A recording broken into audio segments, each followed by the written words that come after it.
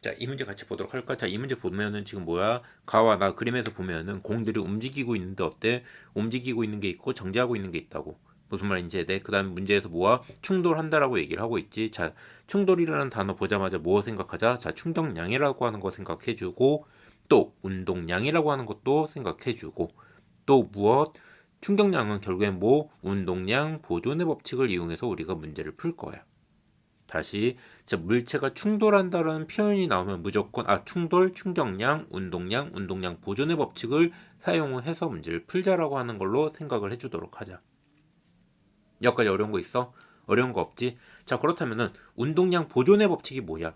자, 운동량 보존 법칙이라고 하는 거는 어떤 물체가 충돌하기 전에 가지고 있는 전체의 운동량과 충돌한 다음에 그 물체들이 가지고 있는 전체의 운동량이 어떻다? 동일하다라고 하는 것. 그걸 우리는 뭐다? 바로 운동량 보존 법칙이라고 얘기를 해준다. 여기까지 내용이 이해됐니? 자, 다시 뭐라고? 잔소리 말고 얼른! 자, 그래서 뭐야? 자, 가 같은 경우에는 지금 어때? A만 3V라고 하는 속력을 가지고 있으니까는 A의 운동량은 3MV라고 얘기를 해줄 수 있고 BC는 0이야. 그래서 토탈 얼마? 3MV라고 얘기를 해줄 수가 있고, 자, 나에서 보니까 어때? 나는 A는 정지를 하고 있지만 누구? B와 C는 어때? 같이 이동을 하고 있지. 얼마의 속력으로? 대문자 V의 속력으로 이동을 하고 있다고. 따라서 A의 운동량은 0이 될 것이고 B의 운동량은 M 대문자 V, 다음 C의 운동량은 3M 대문자 V라고 우리가 표현을 해줄 수가 있겠지. 따라서 운동량 보존의 법칙에서 뭐와 가와 가의 운동량과 나의 운동량 전체 합은 어때야 돼? 같아야 된다고. 따라서 3MV는 4MV라고 얘기를 해줄 수가 있고, 라지 V라고 하는 것 자체는 4분의 3V라고 얘기를 해줄 수가 있겠네. 여기까지 내용이 이해됐니? 여기까지 어려운 거 없지? 우리 지금 뭐 이용한 거야? 운동량 보존의 법칙을 이용해서 문제를 푼 것 뿐이야. 내용이 이해됐어?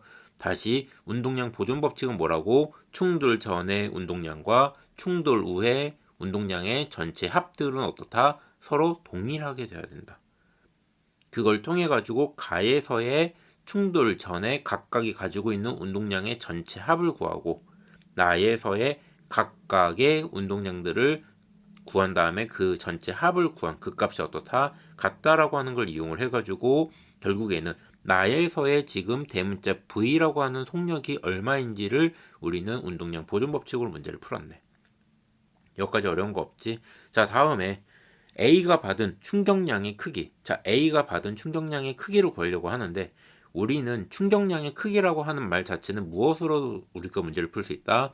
운동량의 변화량이라고도 문제를 풀 수가 있어. 뭐라고? 다시 A가 받은 충격량의 크기는 A의 운동량의 변화량이라고도 얘기를 해줄 수가 있네. 자, 그럼 가에서 보면은 3V라고 하는 3 소문자 V라고 하는 속력으로 이동을 하고 있지만은 나에서는 어때? 정지하고 있지. 그럼 속력의 변화량이 얼마야? 3V밖에 안 되겠지. 따라서 A의 운동량의 변화량은 얼마다? 3MV라고 얘기를 해줄 수가 있다. 자, 다음 C가 받은 충격량의 크기를 구해야 돼. 맞아. 자, 근데 C가 받은 충격량의 크기는 어떻게 구하면 될까? 마찬가지로 C의 운동량의 변화량으로 우리를 문제를 풀어주면 될 것이고, C의 속력의 변화량은 얼마였지? 4분의 3V라고 하는 속력의 변화량이 존재를 하는 거니까는 운동량의 변화량은 얼마다? 4분의 9MV라고 얘기를 해줄 수가 있겠다. 여기까지 내용이 이해돼? 따라서 지금 A가 받은 충격량의 크기와 C가 받은 충격량의 크기가 같아? 아니야, 달라. 뭐라고? C가 받은 충격량의 크기가 A가 받은 충격량의 크기하고 같아, 달라? 다르다고.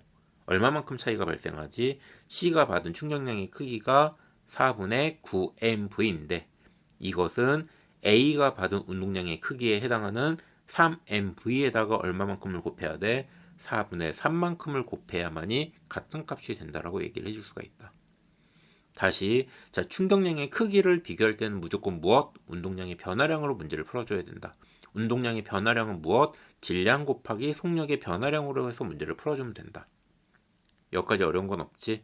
자, 이렇게 해서 문제를 풀어주면은 충격량의 크기를 구하라고 하더라도 운동량의 변화량의 크기를 그냥 쉽게 구할 수가 있다.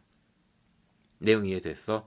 자, 다음 그렇다면은 가에서 A와 B와 C가 가지고 있는 전체 운동 에너지의 합과 나가 가지고 있는 나에서 A와 B가 C가 가지고 있는 전체 운동 에너지의 합도 우리는 계산을 해볼 수가 있겠네. 맞아. 자, 가에선 누구만? BC는 정지하고 있지만은 A만 움직이고 있지. A만 운동 에너지를 가지고 있겠네. 그 운동 에너지는 2분의 1 곱하기 M 곱하기 3V의 제곱인 거니까 9V의 제곱이니까 2분의 9 MV 제곱이라고 얘기를 해줄 수가 있다. 자, 다음 나에서. 자, 나에서의 운동 에너지는 어떻게 구해? 나에서의 운동 에너지는 A는 정지하고 있지만 B와 C는 얼마? 4분의 3V라고 하는 속력으로 동일하게 움직이고 있지. 따라서 2분의 1 곱하기 4m 곱하기 16분의 9v 제곱이라고 계산을 해주게 되면은 얼마? 8분의 9mv 제곱이 나올 수가 있겠다. 자, 그럼 누가 더 커? 가가 더 크지? 얼마만큼 더 커? 4배만큼 더 크다라고 얘기를 해줄 수가 있어.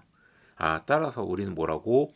가에서의 운동 에너지의 전체 합은 뭐라고? 나에서의 운동 에너지의 전체 합의 4배를 곱한 값과 동일하다라고 얘기를 해줄 수가 있겠네. 여기까지 어려운 건 없지.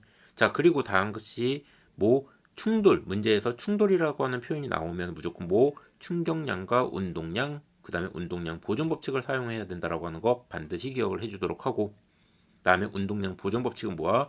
충돌 전과 후에 각각의 운동량들의 총합은 항상 어떻다? 같다라고 하는 걸 얘기를 해주는 거야. 여기까지 어려운 건 없지. 안녕히 계세요, 여러분.